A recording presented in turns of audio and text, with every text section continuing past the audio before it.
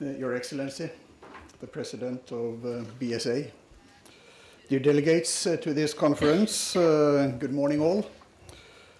First of all, I would like to say thank you for this, the invitation to this conference and the opportunity to present the IDI's experiences at this important workshop. I will try to condense my presentation. You have got a handout of it, so you can see all the slides, but I will not deal with all the points on all the slides, because that will take too much time. What is my perspective is the experience gained by the IDI.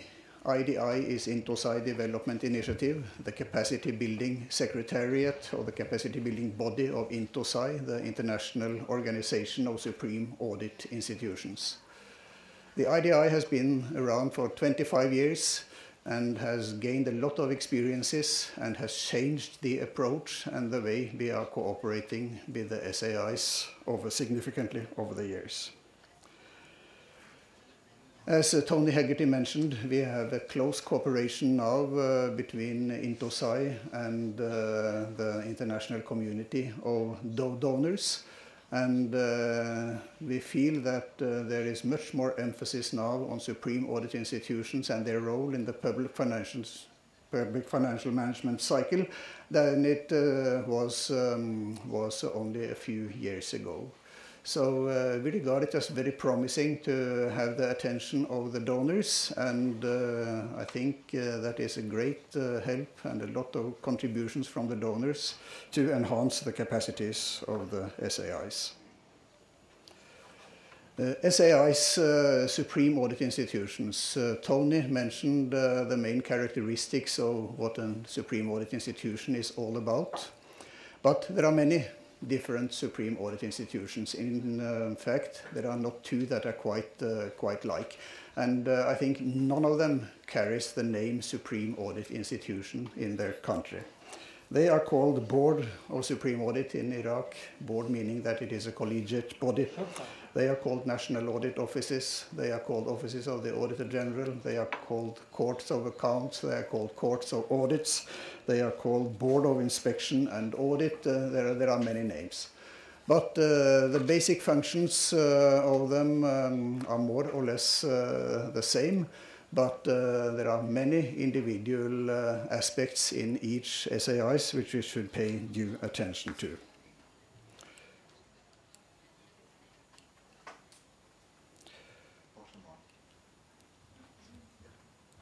Oh, that was too fast.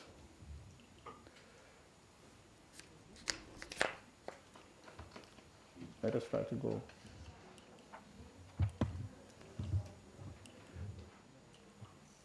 There it is. We're moving too fast.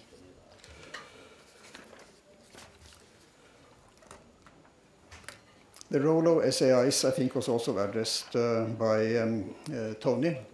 They are core state bodies, the SAIs, and in all countries they are one of the important elements in the chain of public financial management institutions.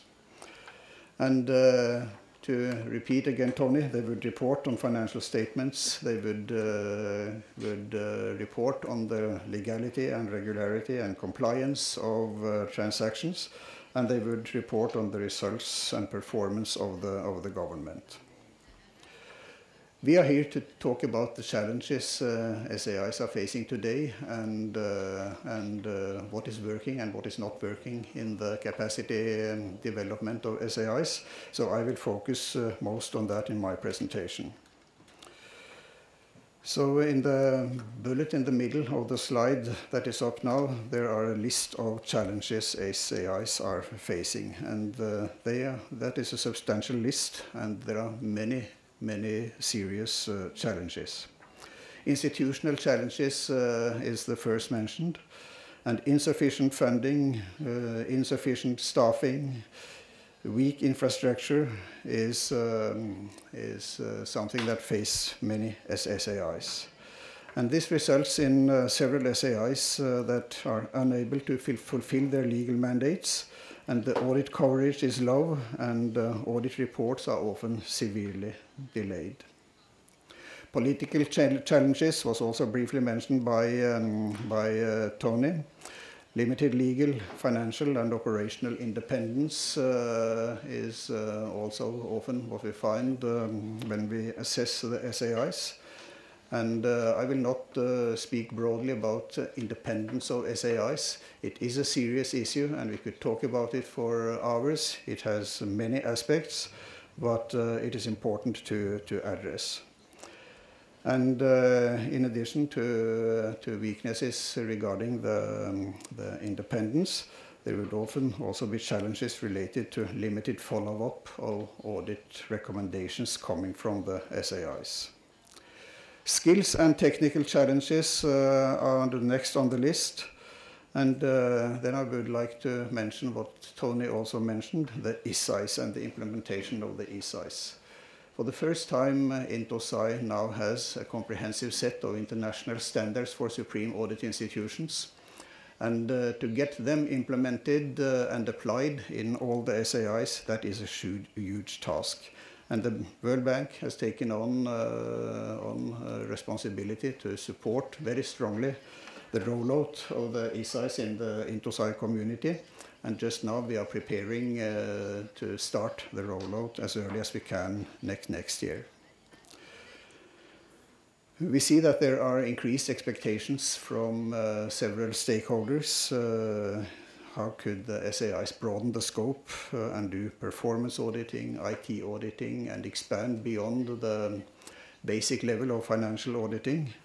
And we know that there are rapid developments in information technology, and computerized financial management systems are more and more used in the government administration. And how should and could the SAIs respond to this in the best possible fashion?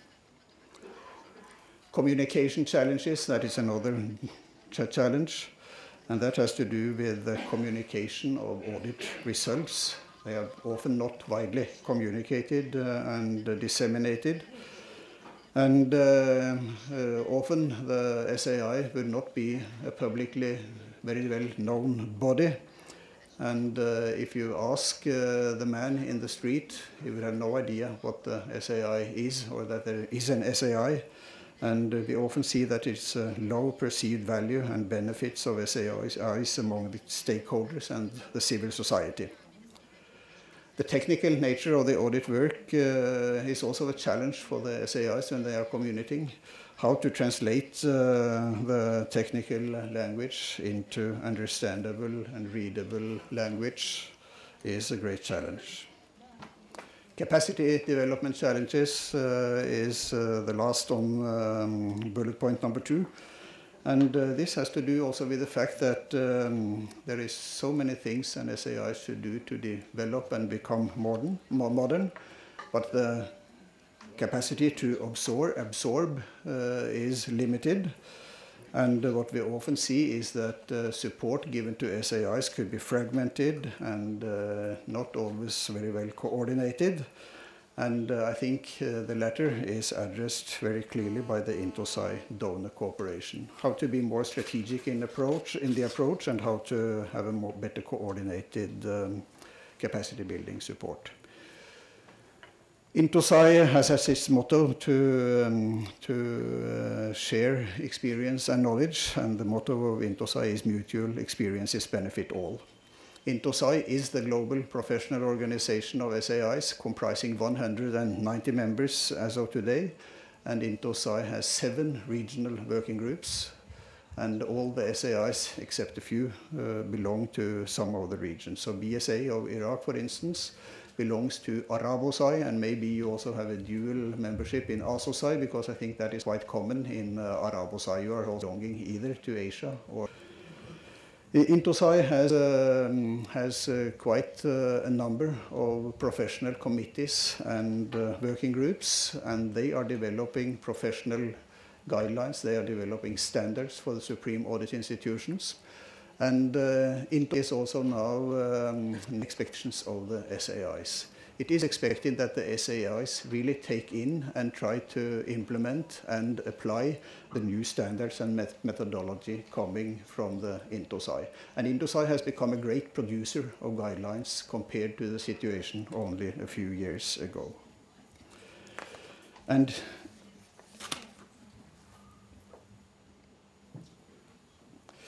In INTOSAI, it is the IDI that is the body which is aiming to enhance the institutional capacity of supreme audit institutions in developing countries. I underscore that it is in the developing countries. That is the target group of the IDI.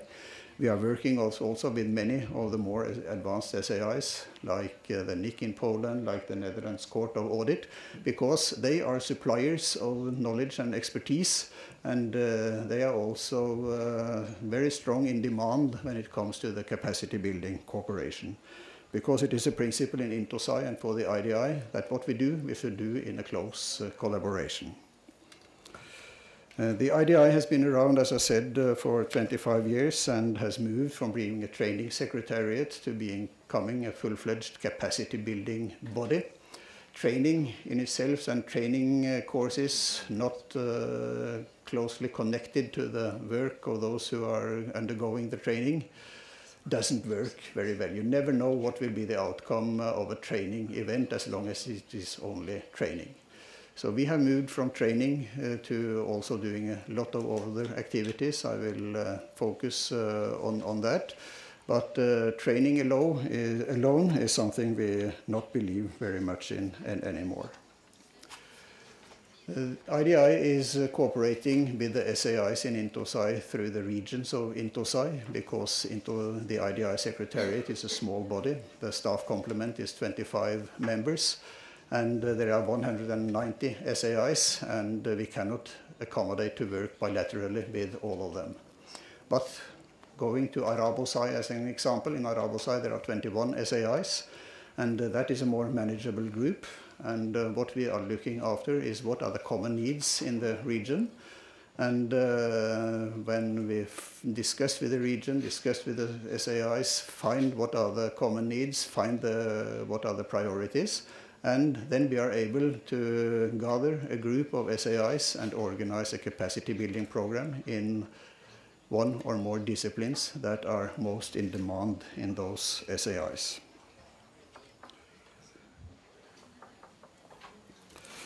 We have a capacity building model which we have developed, and everything we are doing is based on this model, which has certain steps, as you can see on the arrow, and there are certain principles as well. And the principles supporting this capacity building model is ownership. It should be ownership and commitment from the participating SAIs and from the regions in the IDI programs. That is one of the crucial success factors. They should be collaborative, that is in the word partnership here. To really reach good results, it is necessary to establish partnerships. Partnerships, of course, between the SAIs, the regions, the IDI, but also with those who are subject matters in the field, whether they come from INTOSAI or from outside. And we need often the financial support of donors to fund the capacity building interventions. Gender balance is one of our principles to promote women, and I know that that has been an emphasis in the BSA of Iraq, who is often sending a high number of women to the IDI capacity building programs. And we are aiming at sustainability. When we have conducted a program together, there should be a lasting effects, and the impact should be possible to be measured. In the ladder or the arrow, the bottom step is a needs assessment framework that has been set up to address gaps in supreme audit institutions, organizational systems, and the employees' professional competencies. That's the first step. After having identified the needs, we go to the second step, which is that the IDI designs appropriate intervention to address the identified gaps. And that is done, again, in close cooperation with the regions and the SAIs as stakeholders and the available expertise. The third step is then to implement a capacity building program, which will typically comprise several components and will last now 2 to 3 to 4 years. The start would often be a strategic planning session with the participants to agree on objectives and outcomes and to get a firm understanding and agreement of what we together want to achieve. Thereafter, there would normally be a training module based on e-learning, and after that, planning and carrying out of pilot audits under the supervision of the IDI and the subject matter experts. And finally, after having reported on the pilot audits, a review session will be organized to assess the achievements. Because all the knowledge used and gained during any program, we would like to document and put in a handbook or other guidance material, because then it could be reused by others and it could be available for all other SAIs who are interested in capacity development in the same fields. And everything that is produced by the IDI is freely available for all the supreme audit institutions of the world.